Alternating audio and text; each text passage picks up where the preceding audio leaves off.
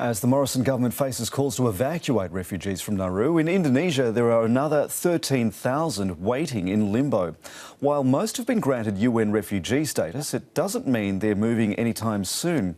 Indonesia correspondent Anne Barker has this report. Abdul Hamid Razai knows firsthand the dangers of trying to reach Australia by boat. Twice before he's paid people smugglers and set sail from Java. Both times they were caught before reaching the high seas, and Abdul Razai spent 6 months in detention.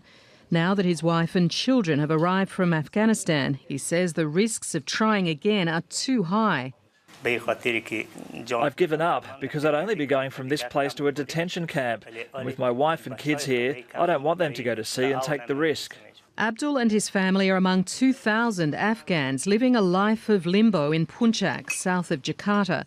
The vast majority have formal refugee status from the UN, but no other country wants them, and Indonesia gives them no financial support.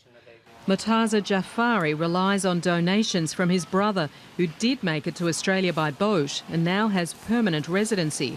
Unlike his sibling, Murtaza joined the formal queue to get UN refugee status, but Australia rejected him. He says he has no plans to jump on a boat like his brother. Even if I made it to Australia, they won't accept me now, so I don't want to go.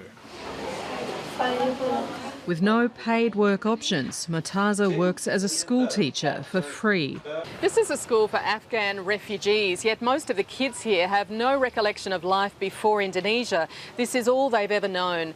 Yet no matter how well they study in class, Indonesia will never allow them to work or even go to university. Some refugees are so desperate for food and money they'd rather be in detention.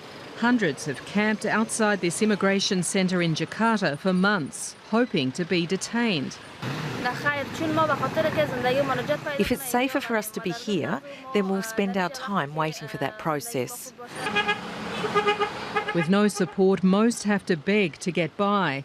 And yet asylum seekers here say they'd prefer begging and the hope of eventual resettlement than risk their lives at sea. Anne Barker, ABC News, Jakarta.